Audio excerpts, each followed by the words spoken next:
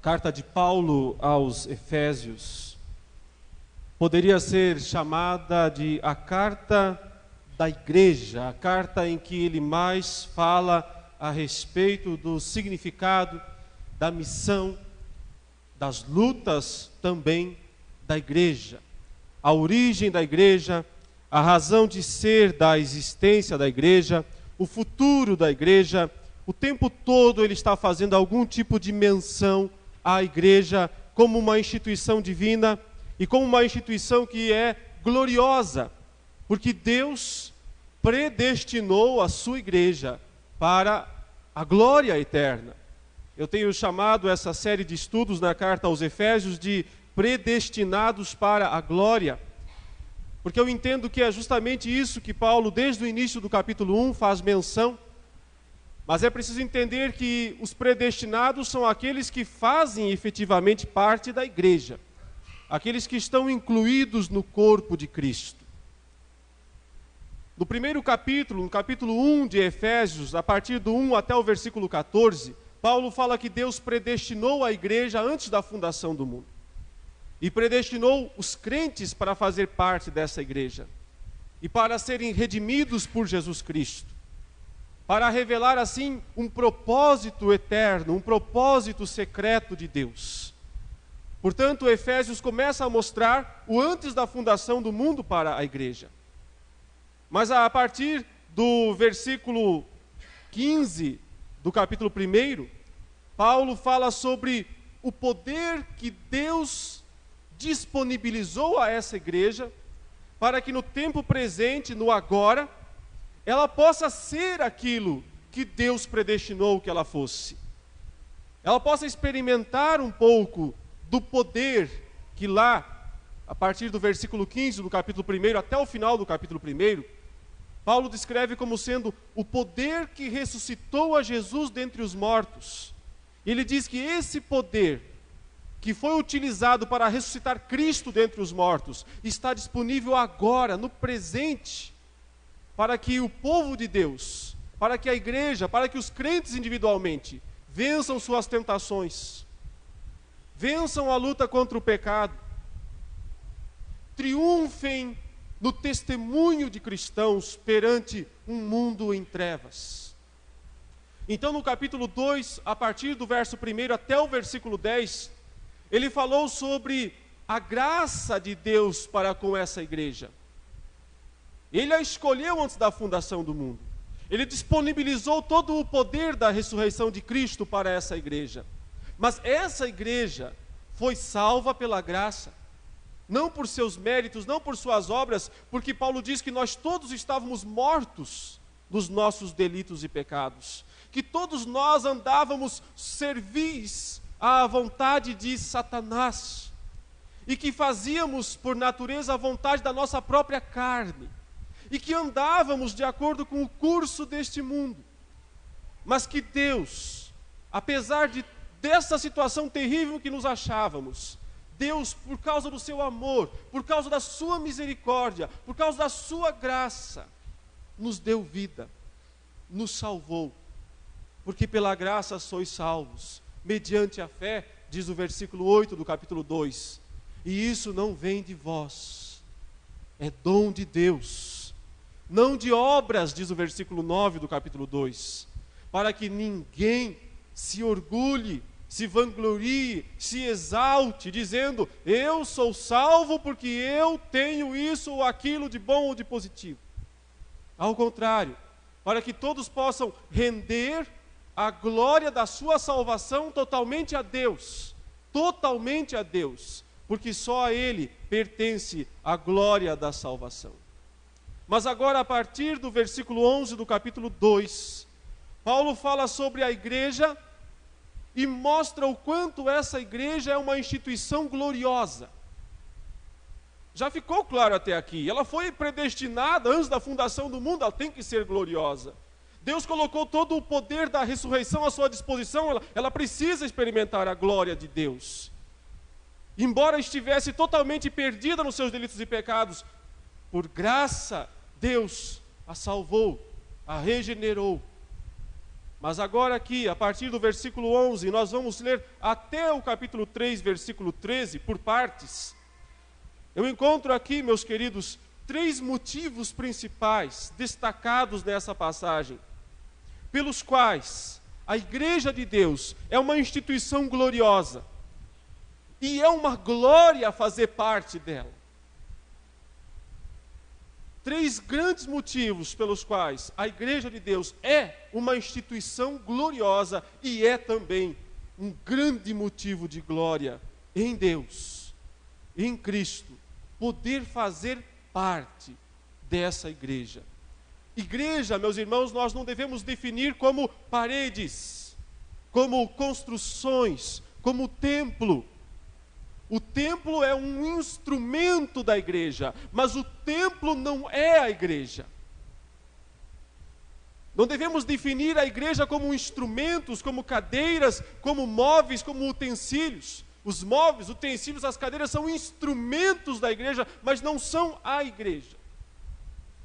A igreja são as pessoas, os membros do corpo de Cristo. Porque é assim que a igreja é chamada, o corpo de Cristo. E um corpo tem membros, e tem um cabeça também, ou uma cabeça, no caso, o cabeça, que o Novo Testamento chama de Jesus. Ele é o cabeça, ou a cabeça da igreja. E todos nós, membros dela. E nesse sentido, nenhum superior ao outro, nenhum melhor do que o outro, mas todos tendo funções próprias de cada um no corpo de Cristo. Essa igreja, isto é a igreja, o povo de Deus, em todas as eras, em todas as gerações, Deus nunca fica sem a sua igreja.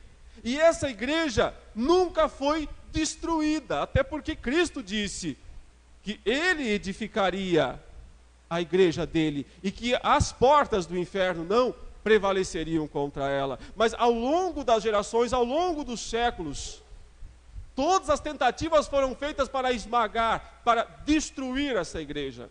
E todas as tentativas foram frustradas. Porque não se pode vencer a Deus, não se pode derrotar a Deus. A igreja é uma instituição de Deus e, portanto, invencível, absolutamente invencível. Apesar de todas as filosofias da história, apesar de todos os ataques, quer tenham sido eles ataques físicos, como mortes, como martírios, como perseguições, como assassinatos, quer sejam ou tenham sido ataques ideológicos, que de uma forma ou de outra se tenta enfraquecer a verdade que é a palavra de Deus. Em todas as eras, em todas as gerações, o mundo tem seus próprios instrumentos do momento, da moda, da hora, para tentar enfrentar a igreja. Mas coitado do mundo, nesse sentido eu tenho pena do mundo, porque ele está lutando contra uma instituição invencível, está lutando contra uma instituição que não pode ser derrotada, porque Cristo disse isso. As portas do inferno não prevalecerão contra a minha igreja. Portanto, nesse quesito, o mundo vai sempre perder. Satanás vai sempre perder, vai sempre ser derrotado, até o dia em que Deus decida levar a sua igreja. Até o dia em que, pelos propósitos de Deus, Ele decida que se findou o tempo da pregação do Evangelho. Quando Deus, por seus secretos propósitos, entender que o tempo da pregação do Evangelho aqui neste mundo acabou, então acabou. Mas até lá, até esse dia, em que Deus disser, e um dia Ele vai dizer isso, chega, acabou a oferta do Evangelho para o mundo. Um dia Ele vai dizer isso. Isso está profetizado na palavra de Deus. Isso está indicado em muitos livros da Bíblia. Um dia vai cessar a pregação do Evangelho, assim como um dia, só para vocês entenderem a comparação, um dia Noé fechou a porta da arca.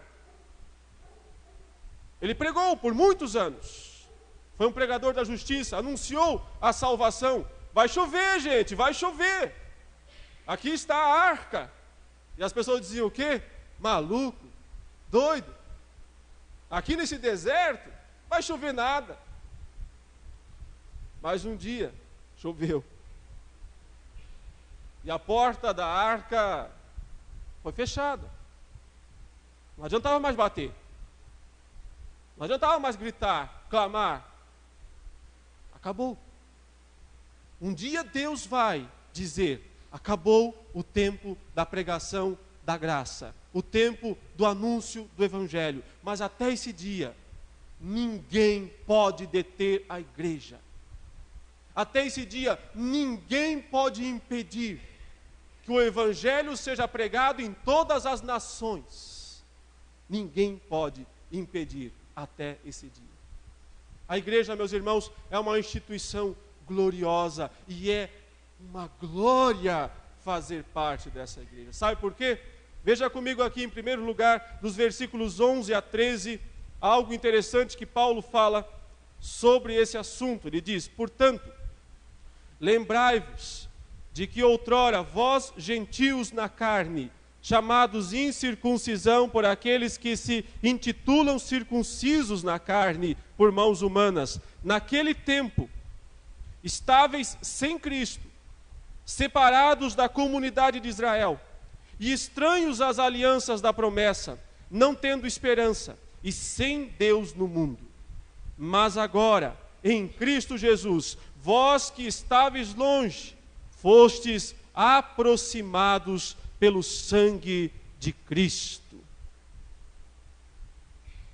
O que o apóstolo Paulo faz questão de descrever antes de qualquer coisa aqui, é algo que soa até mesmo paradoxal, parece até um contrassenso, porque eu acabei de dizer que a igreja é uma instituição gloriosa, mas seus membros não são. Mas por um lado eu disse que os membros são a igreja. Então como pode isso? Há alguma contradição nesse ponto? Meus queridos, observem algo importante. Para fazer parte de qualquer sociedade aqui neste mundo, você tem que ter méritos. Para fazer parte, para ser de uma comunidade qualquer aí da sociedade, você tem que ter méritos. Você tem que cumprir requisitos, senão você não entra. Todas as sociedades recebem pessoas com base nos méritos das pessoas, com base nos requisitos que elas precisam cumprir. E as pessoas que não cumprem esses requisitos não podem fazer parte das mais variadas espécies de sociedades ou de clubes que existem no mundo.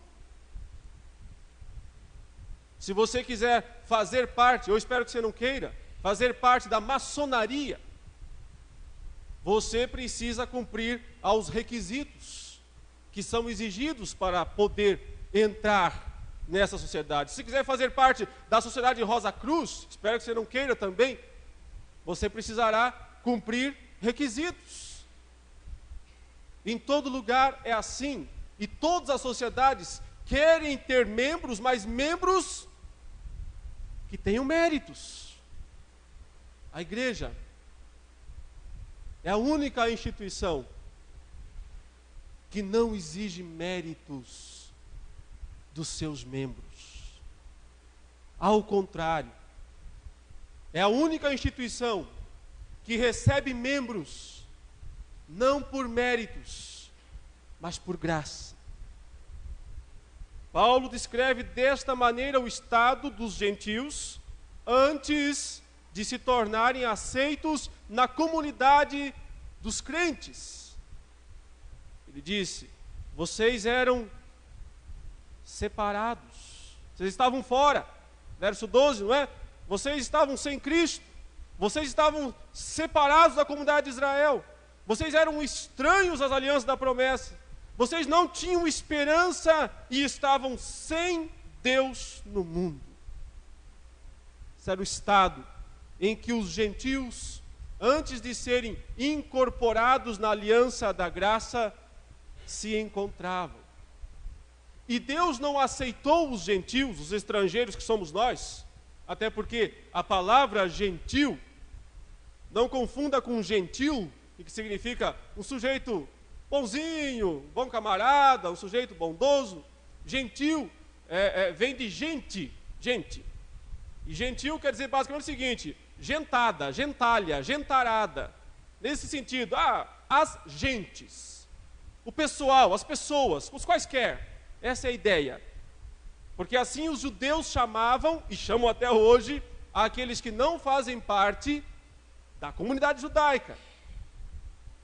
Até hoje, aqui em São Paulo, se você conversar com um judeu verdadeiro, aquele judeu que se considera puro sangue, ele vai dizer: você é goim, que é um termo hebraico que significa você é gentil, você é gentinha, você é gentarada, você é estrangeiro.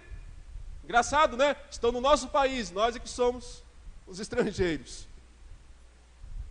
A palavra gentil significa isso: fora, você não faz parte da comunidade, você não faz parte de Israel, você não tem direito nenhum às promessas, às alianças, à revelação de Deus.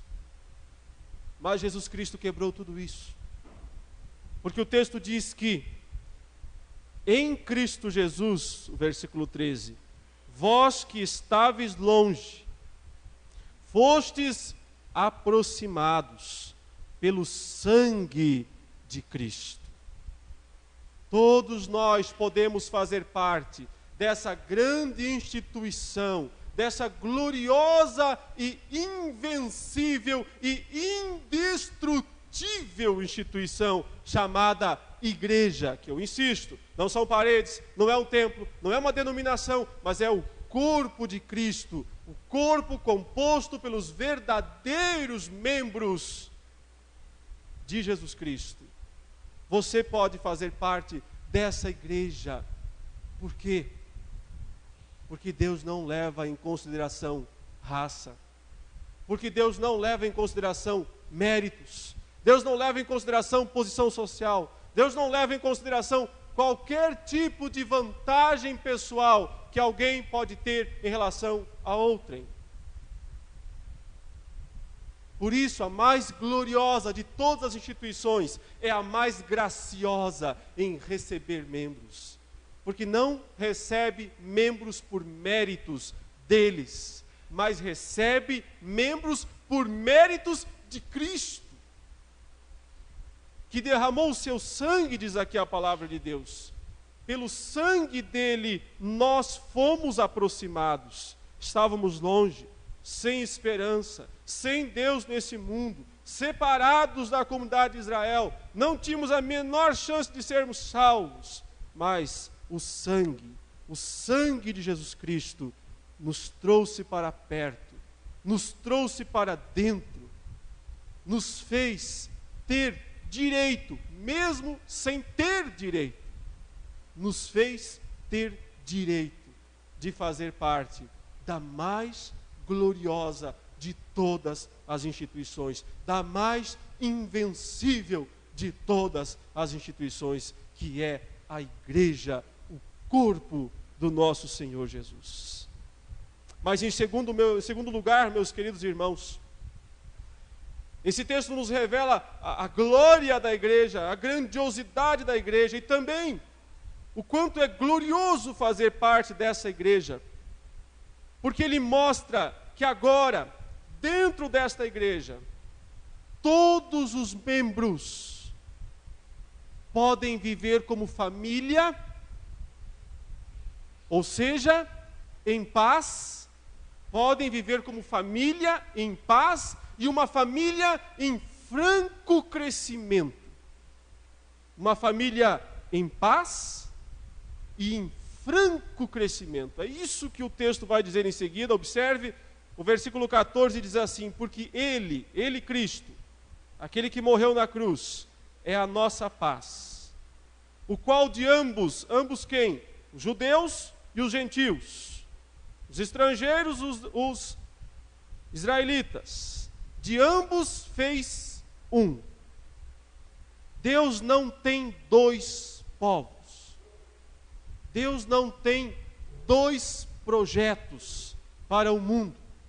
Deus tem um povo, um projeto para o mundo. E esse projeto é a igreja. Os judeus podem fazer parte dela. Os gentios podem fazer parte dela. Fora dela não sobra nada. Deus não tem dois povos, não tem dois projetos. Há uma grande ala do cristianismo conservador, protestante inclusive, que diz que Deus tem dois projetos. Um é Israel, outro é a igreja.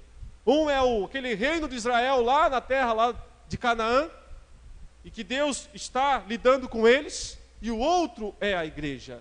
Deus não tem dois povos, porque dos dois ele fez um. É isso que está dizendo aqui. Ele é a nossa paz, o qual de ambos fez um. E tendo derrubado a parede de separação que estava no meio, a inimizade, entre nós e Deus, entre nós e Israel, entre os judeus e os gentios, aboliu, diz o texto, na sua carne a lei dos mandamentos na forma de ordenanças. Por que é que ele fala que foi necessário abolir a lei dos mandamentos de ordenanças para poder unir judeus e gentios? Porque senão até hoje estaríamos separados. No sentido de que os judeus tinham toda uma regulamentação, toda uma estrutura de legislação divina que eles tinham que obedecer, que envolvia não comer certos alimentos, que envolvia obedecer uma série de regulamentações ritualísticas, que envolvia todo o sistema de sacrifícios do Antigo Testamento. Ou seja, para poder unir judeus e não judeus, judeus e gentios, Deus precisou abolir essas coisas. Veja, portanto, que inconsistência terrível de muitas igrejas e seitas que voltam ao Antigo Testamento para buscar rituais para praticar agora. Que inconsistência, que falta de entendimento da palavra de Deus, quando vão buscar no Antigo Testamento dietas. Olha, não pode comer isso, não pode comer aquilo, não pode beber isso, não pode fazer aquilo. Quando tenta resgatar essas ordenanças do Antigo Testamento. Porque ao resgatar isso, coloca a parede no meio outra vez. Coloca a parede da separação no meio outra vez. Porque essa era a barreira. Leia de novo o final do versículo 14.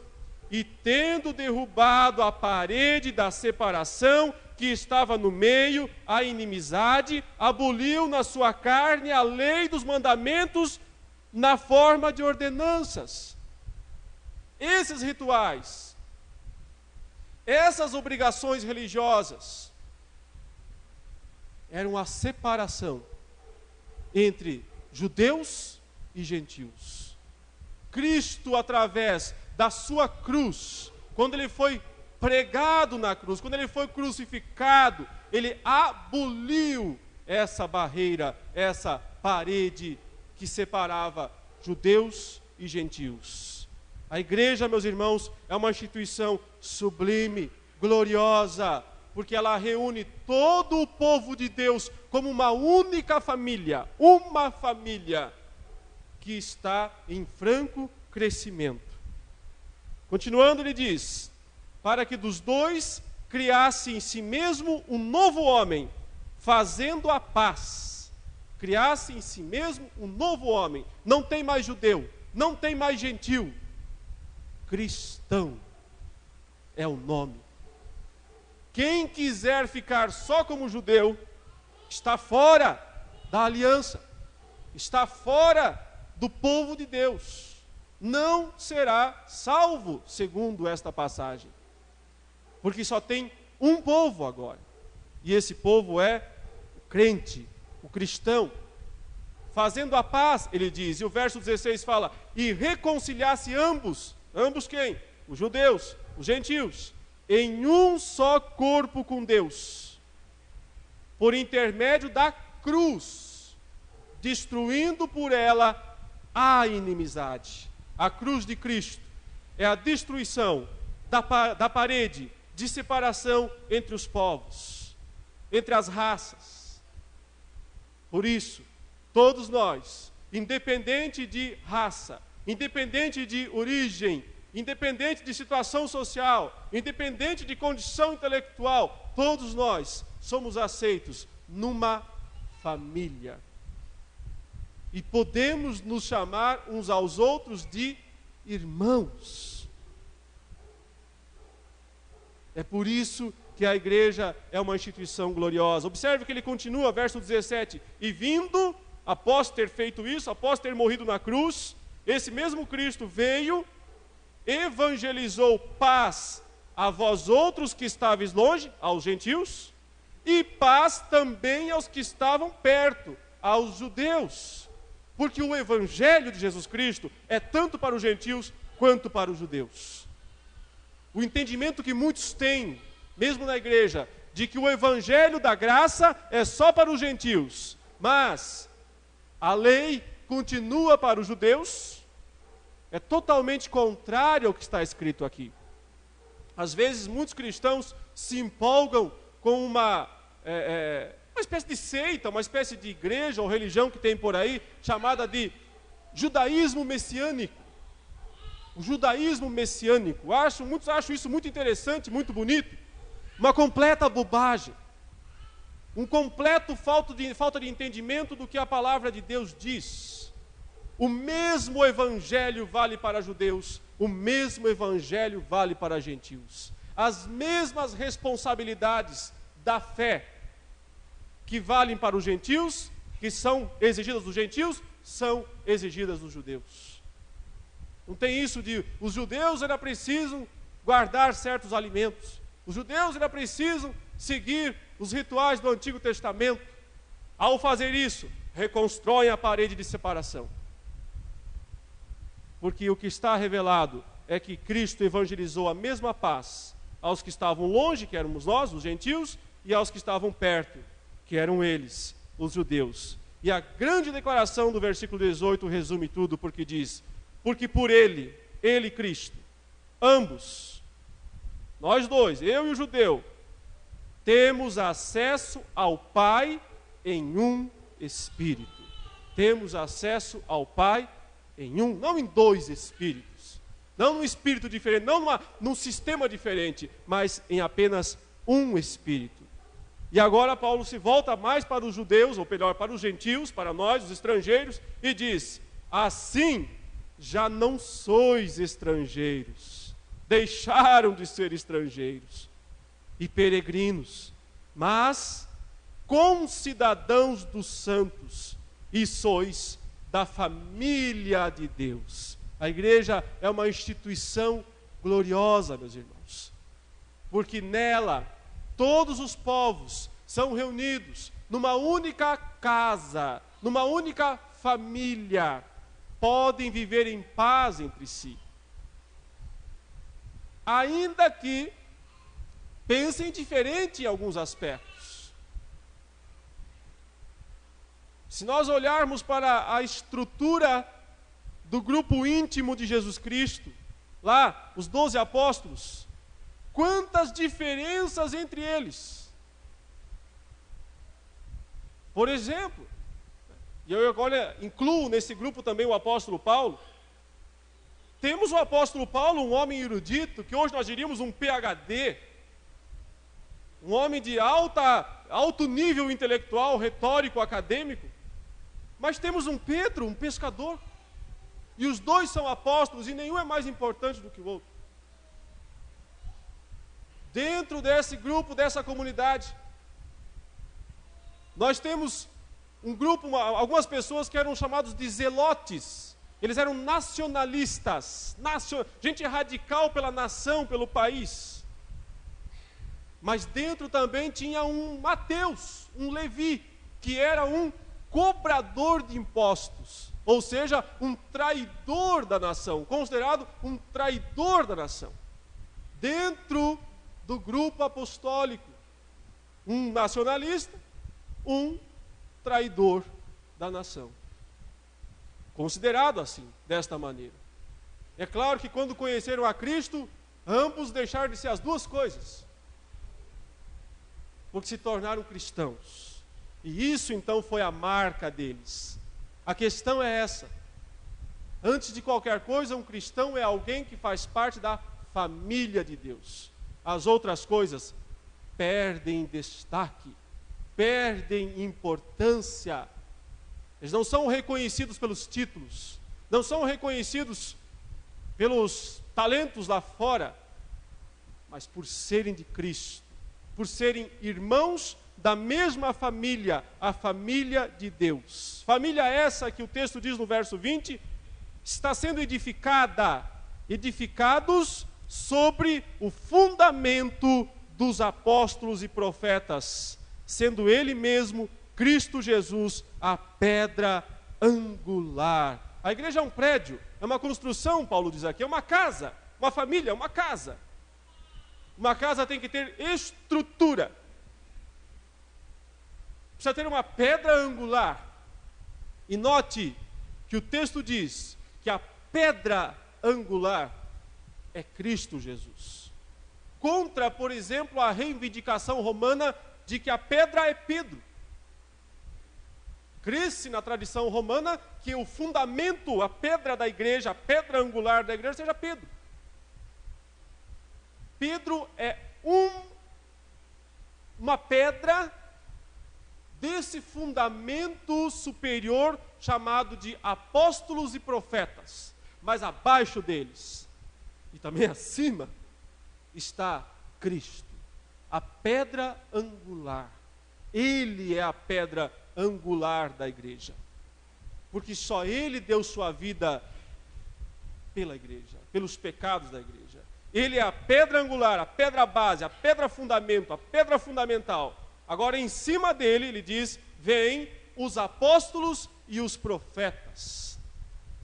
Estes homens do Novo Testamento, que foram escolhidos por Deus para serem o fundamento da igreja.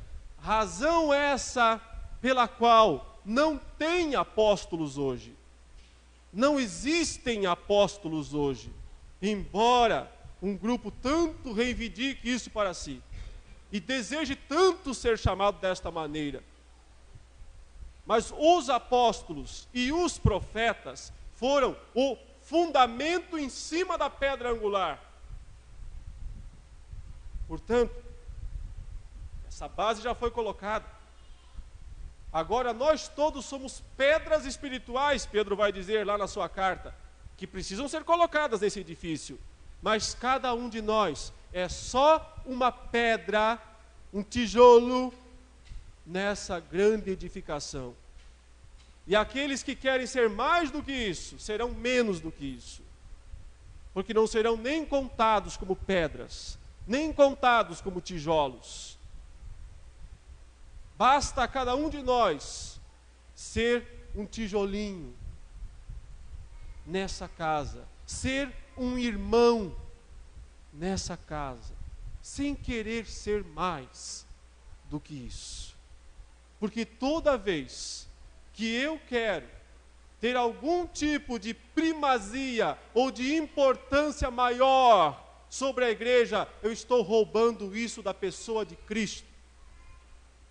Eu estou roubando a glória da pessoa de Cristo. Nós somos tijolos edificados sobre o fundamento dos apóstolos e dos profetas. Os homens a quem Deus deu o Novo Testamento. Os homens a quem Deus revelou os evangelhos, Mateus, Marcos, Lucas, João. Os homens a quem Deus ordenou que escrevessem as cartas, como Paulo, como Pedro, como João, como Tiago, como o Apocalipse, como Hebreus. Isto é o fundamento da igreja. E é sobre isto que a igreja precisa ser construída, edificada, sobre a palavra de Deus. E assim ela é uma instituição gloriosa, que vai crescer, porque observe os versos 21 e 22, no qual todo o edifício, todo ele, bem ajustado, ou seja, os tijolinhos bem encaixados, cresce para santuário dedicado ao Senhor. Cresce. Queridos, a igreja verdadeira sempre cresce. Ela sempre cresce. Porque ela é uma casa em construção. Deus já colocou a pedra angular lá, que é Cristo, e ninguém pode pôr outra. Deus já colocou o fundamento, a base sobre essa pedra, que são os apóstolos e são os profetas, e ninguém põe outro. Isso já encerrou também. Agora nós somos os tijolos que somos acrescentados a essa casa. Essa casa precisa crescer. Há um entendimento muito equivocado em muitas igrejas, e aqui eu estou falando das nossas igrejas presbiterianas. Há um entendimento muito equivocado em muitas igrejas presbiterianas. É uma frase mais ou menos assim: crescer em número não é importante. O que precisa é crescer em qualidade. Não importa a quantidade, importa a qualidade. Eu quero dizer, e eu afirmo, que isso é um entendimento equivocado a respeito da igreja. Porque para a igreja e para Deus importam as duas coisas: qualidade e quantidade. Mais tijolos, mas tijolos bem encaixados. Porque qualidade aqui é o tijolinho certinho no lugar certo. Muitos tijolos, mas tijolos bem encaixados. Tijolos avulsos não servem para muita coisa. Tijolos caídos lá no meio da construção só servem para tropeçar e atrapalhar. Tijolos grudados. Tijolos, um sustentando ao outro. Não é assim que uma parede se mantém? É porque os tijolos estão cruzados e tem liga entre eles. E é desse modo que eles crescem e fazem uma casa firme. Deus quer que a igreja cresça. Ela é uma instituição gloriosa, ela não pode parar, ela tem que crescer, e ela vai crescer, porque se ela não crescer, ela é uma igreja falsa, mesmo que tenha o nome de presbiteriana, que é tão amável para nós, que é um nome tão querido para nós, mas só o nome não significa nada. Uma igreja verdadeira cresce, porque é uma família em franco crescimento. Crescimento espiritual, ou seja, qualidade, e crescimento numérico, ou seja, quantidade. E isso torna essa igreja uma instituição gloriosa. Porque, para completar, Paulo diz no verso 22... no qual também vós, juntamente, estáis sendo edificados para a habitação de Deus no Espírito. Olha, a glória da igreja, ela recebe o próprio Deus. O próprio Deus vem habitar essa igreja. O próprio Deus, Espírito Santo, terceira pessoa da Trindade, vem habitar essa igreja, tornando-a gloriosa mais ainda, edificando-a mais ainda, fazendo-a crescer ainda mais. Em terceiro lugar, meus irmãos, e isso está mais especificamente no finzinho do próximo texto, dos versículos 1 do capítulo 3 até o versículo 13, a igreja é uma instituição gloriosa, e é uma glória fazer parte dessa igreja, porque ela tem a tarefa, a missão gloriosa de proclamar o mistério de Cristo. E daqui a pouco eu vou dizer a quem a igreja tem a tarefa gloriosa de proclamar o mistério de Cristo. Mas apenas para nós fazermos justiça ao texto todo, nós lemos a partir do versículo 1 do capítulo 3 o testemunho pessoal de Paulo, dizendo de onde que ele recebeu esse entendimento de que os gentios faziam parte da igreja como os judeus, e que não havia mais separação. Ele diz então: Por esta causa, eu, Paulo, sou o prisioneiro de Cristo Jesus, por amor de vós, gentios. Estou preso porque estou pregando o evangelho para vocês, gentios. É isso que Paulo fala.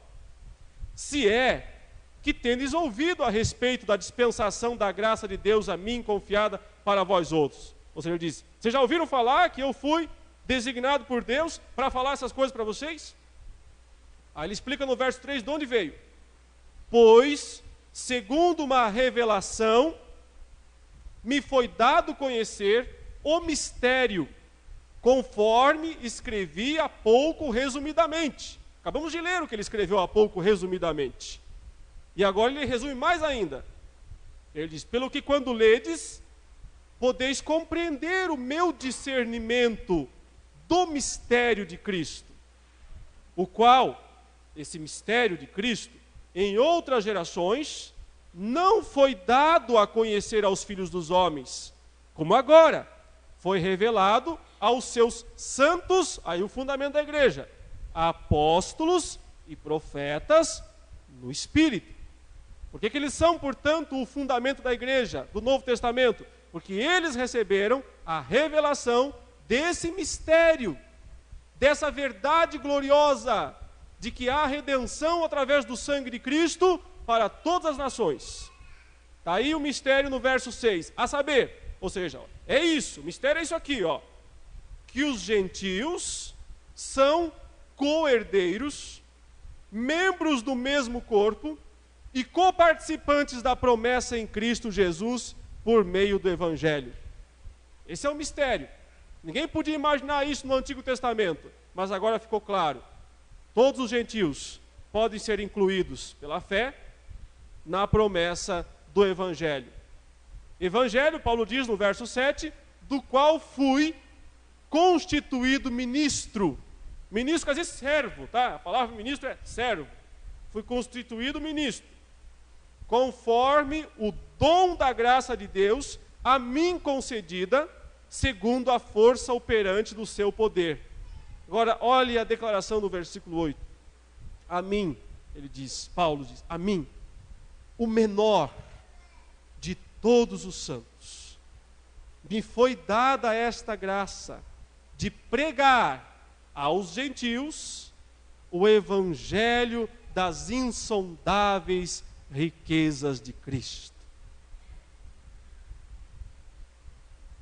Vejam como esse homem chama a si mesmo. A mim, o doutor fulano de tal, não. A mim, o principal, o grandão, o chefe, não. A mim, o menor de todos os santos. E nós sabemos muito bem que ele era o maior de todos os santos. Porque ninguém pregou o evangelho dessa maneira.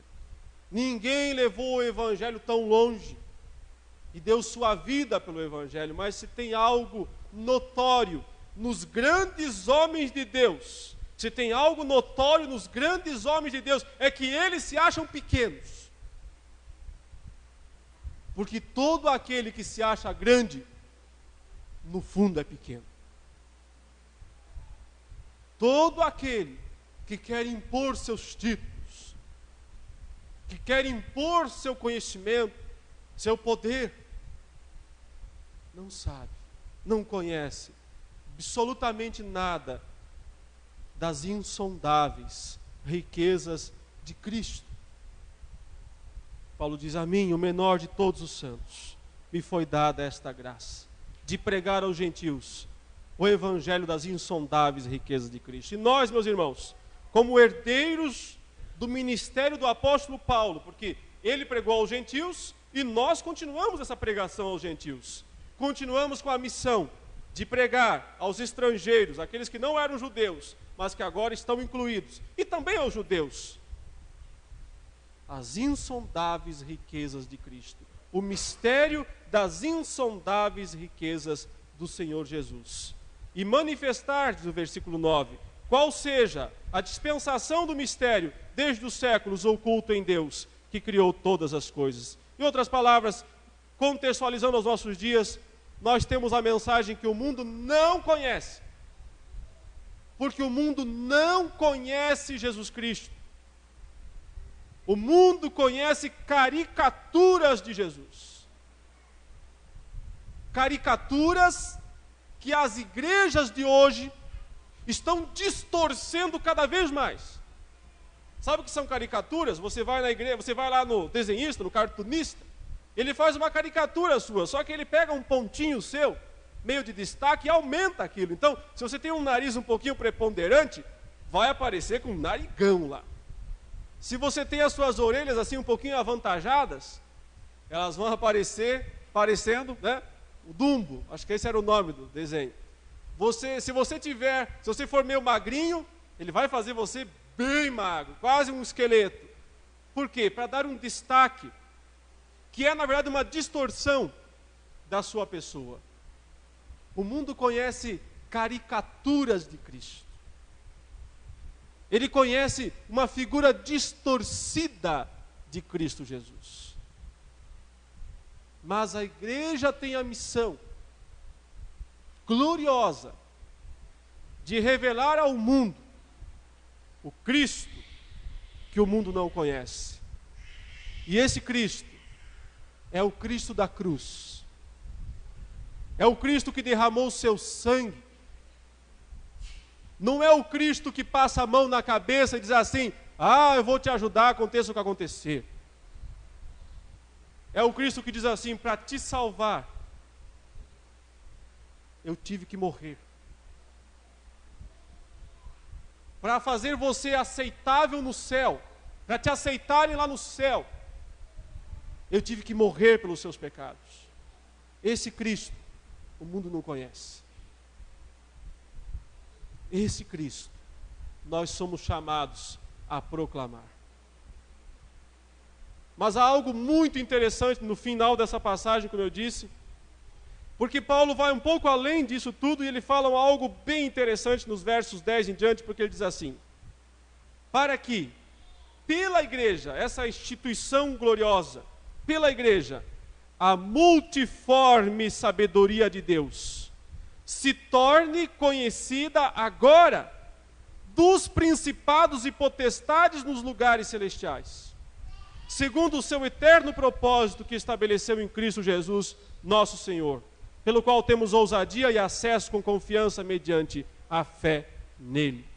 Paulo diz algo muito interessante nesse texto. Ele fala o seguinte: não só pregar aos gentios, aos homens, o evangelho das insondáveis riquezas de Cristo, não só isso, mas de certo modo, indiretamente, não diretamente, diretamente nós pregamos aos homens, mas indiretamente ele fala pregar também aos principados e potestades.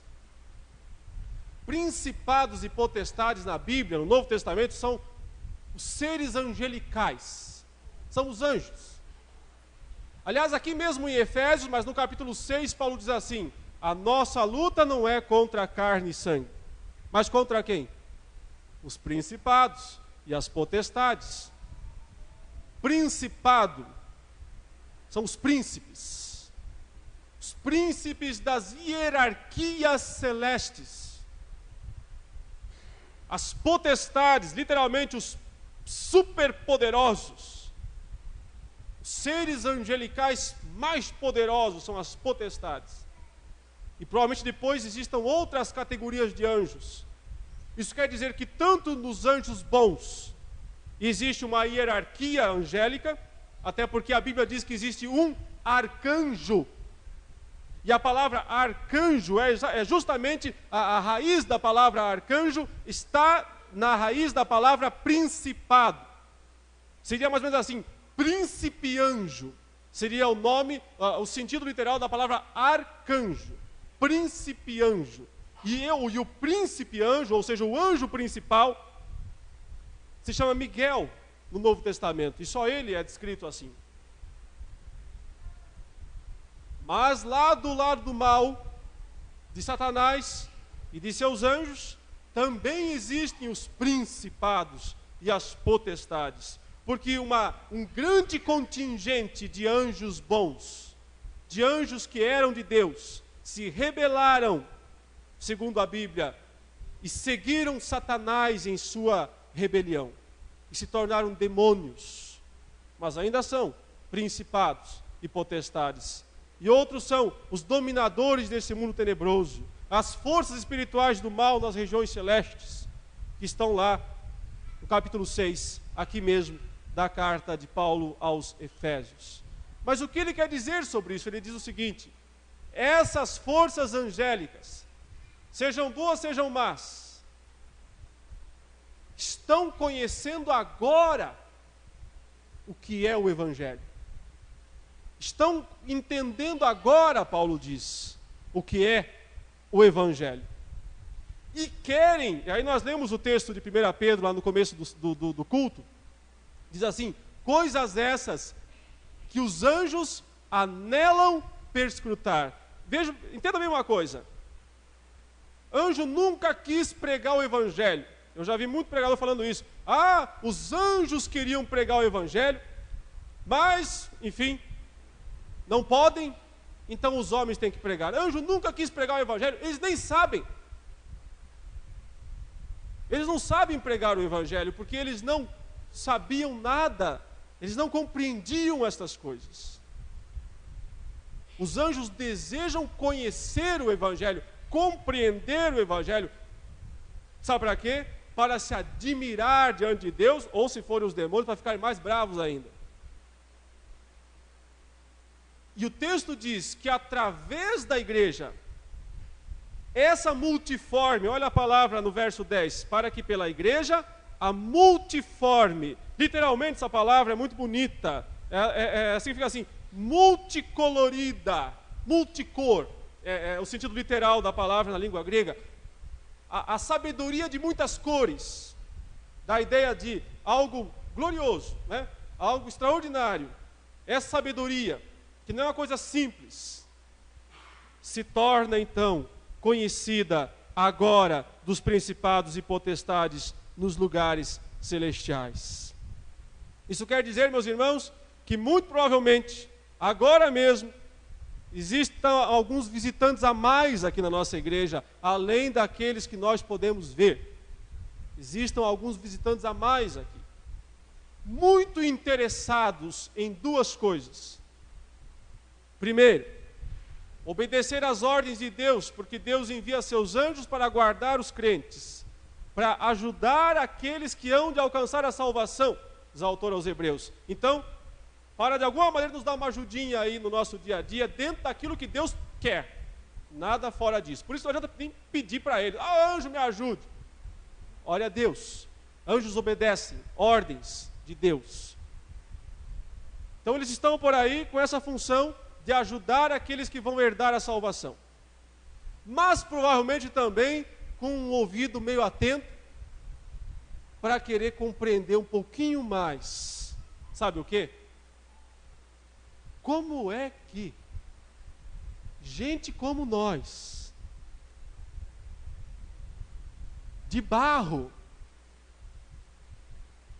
feitos do barro, como é que gente como nós, carregado de falhas,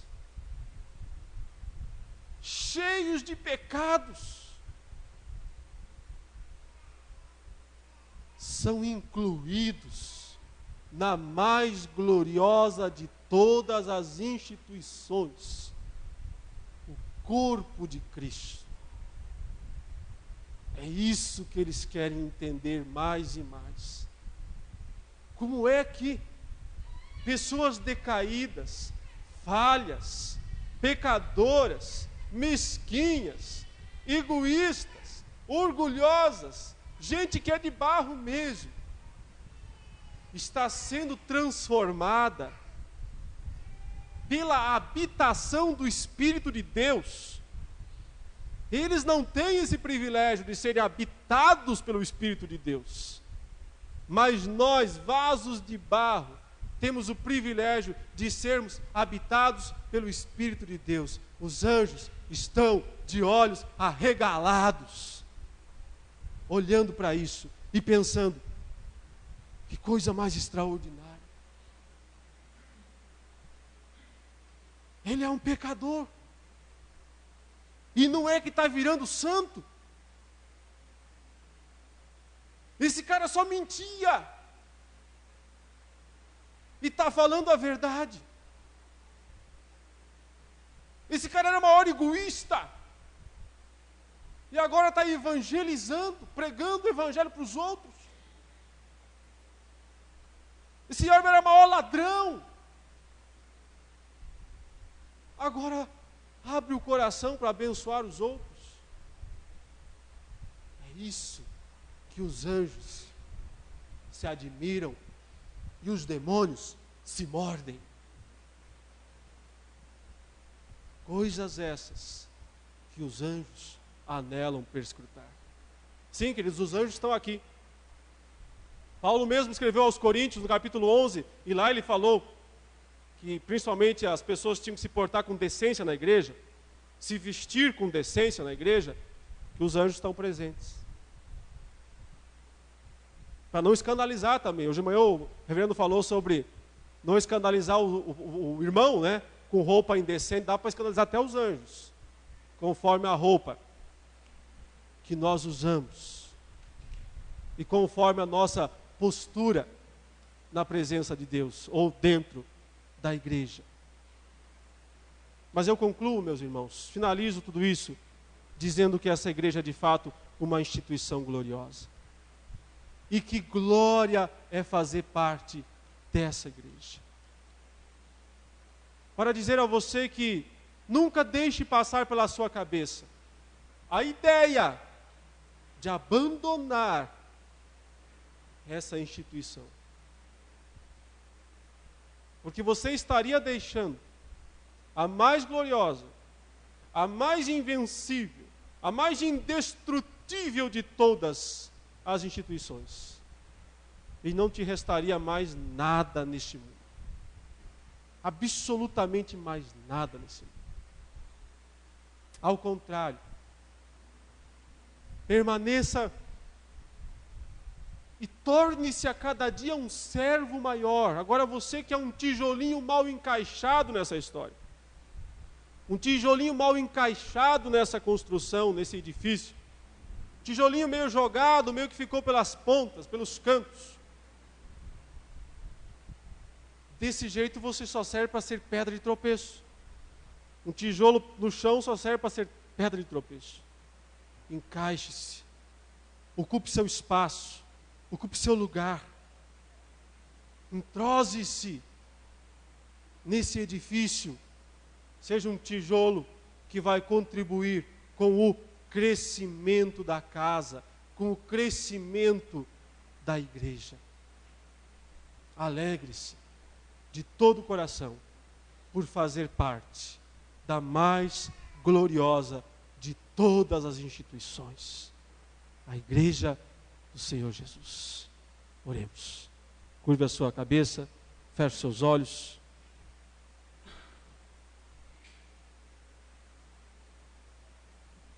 Ó Deus eterno, Pai, somos tua família, teu povo, teus filhos, gratos, com o coração cheio de gratidão, por termos sido escolhidos, sem méritos,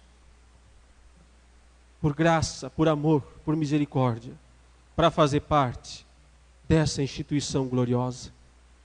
Faça, Deus, que nós sejamos tijolos, cooperadores, no crescimento da igreja. Ajude-nos, ó Deus, a cada dia ocupar o nosso espaço no corpo de Cristo e cumprir as nossas funções para glorificar o teu nome. Em nome de Jesus. Amém.